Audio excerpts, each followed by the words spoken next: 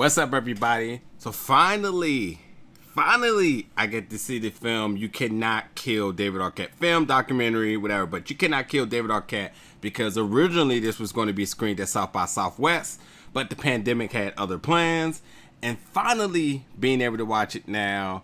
I was super interested for a lot of reasons, but just to get some information out of the way, it does release August 28th digitally, so you want to check it out. But yes, You Cannot Kill David Arquette. Now, the reason why I'm interested, because I love film, I love wrestling. David Arquette is one of the most iconic figures within professional wrestling, dating back into 2000 when he won the WCW Championship, which sent the world in swirls. Because number one, a lot of people like to allocate the demise of WCW behind them picking a Hollywood star to win their title, and there's been a ton of mixed feelings within the wrestling community about it. So kind of knowing that you were going to get some background story or information on that was going to be interesting. But also, like, if you've been paying attention to wrestling, especially in 2019, you know David Arquette made this little resurgence back into the world of professional wrestling and had some controversial news swirling that. So I knew it was going to be a documentary that was going to be very insightful, from the backstory of the WCW Championship all the way into him wanting to get back into the business in 2019. So I was just overly interested. Not to mention,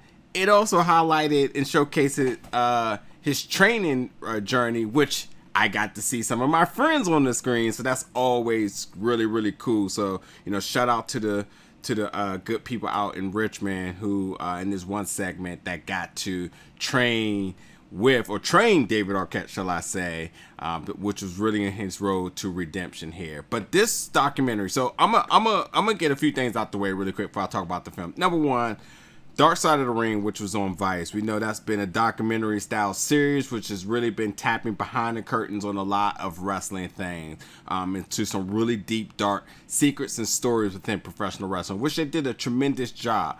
This isn't that, because this is much more lighthearted and much more entertaining here.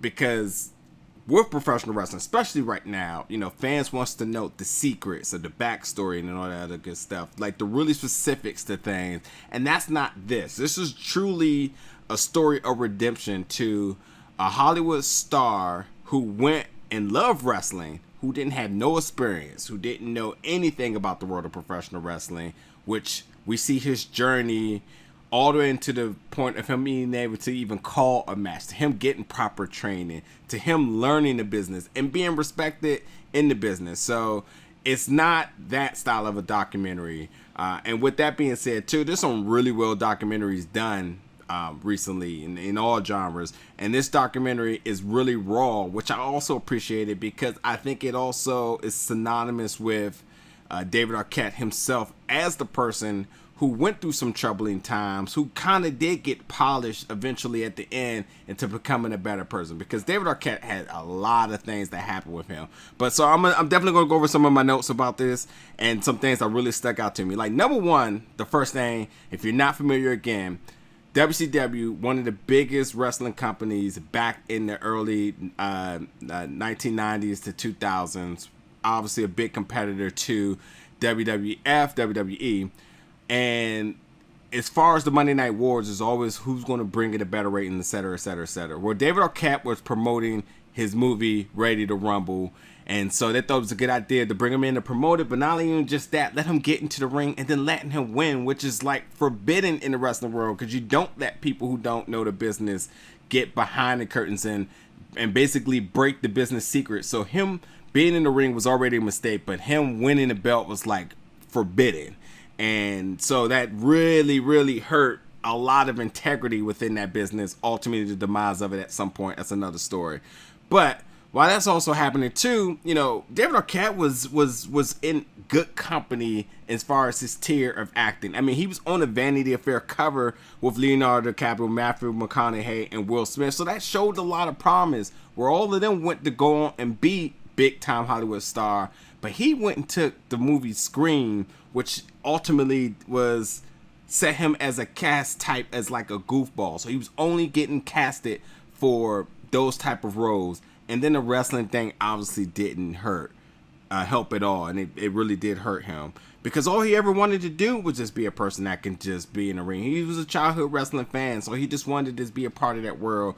But ultimately, it backfired, and that's why even for the 20 years so from being in business, he still has to audition and really hasn't had his fair share in Hollywood. But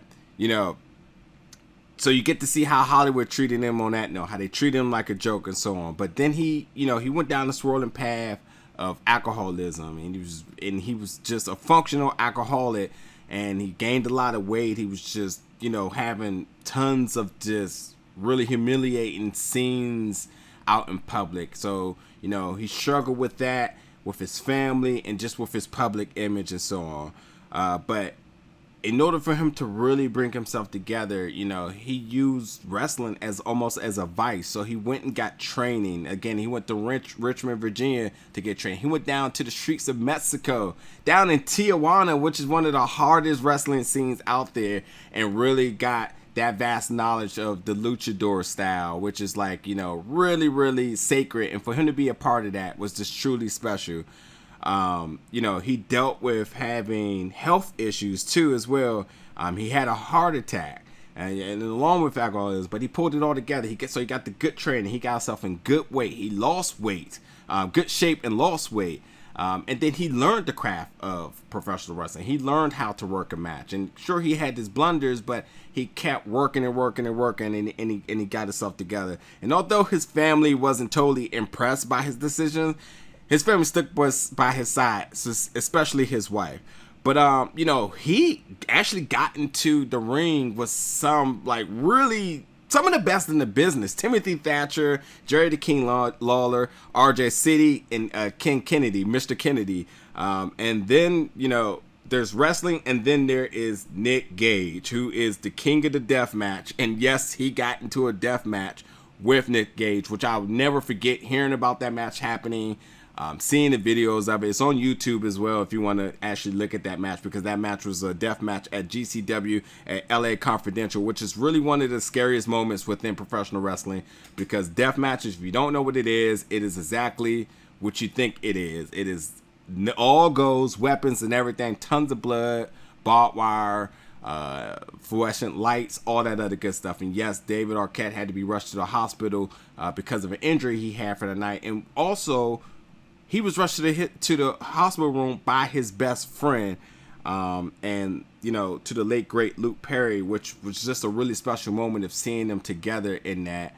So that that was kind of emotional there. But he worked hard, and David, even after the death, he went back down a little bit of a swirling path because he didn't find his purpose. But he got himself back together, and he truly showed resilience in wanting to be in this business. He really wanted this. I even spoke to one of my buddies who was a part of this film, who also trained him, and he said it to me. He said he really wanted this. And I feel bad, because I was definitely one of those people that did not like David Arquette, because I felt like he messed up the integrity in the business. And little did I know the story. Little do I even know why I did not like the guy. I just thought it was just the right thing to do.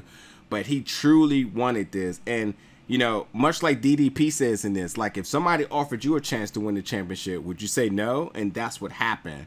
But David Arquette, he was forever remorseful for what he did, but he did what he was supposed to do. He got the proper training. He put in his work. He learned the business. He appreciates and respects the business. He's done the indie work. He never let, his Hollywood status ever become bigger than who he was or the business. And that's always, for what I know about the business now, that's always going to be accepted. And again, from the people I know that know him and that was a part of this, much respect to David Arquette for the work that he's put in to this. So this film was the ultimate story of the redemption of David Arquette. But, speaking about Luke Perry, it was a really touchy moment at the very end when, David got to share a match with Luke's son, Jack Perry, Jungle Boy, who's of AEW. And it was just really cool for them to have that moment. It was a perfect way to end this documentary. You definitely want to watch through the credits. And so it's a little bit of a gag reel, but it's pretty fun and entertaining.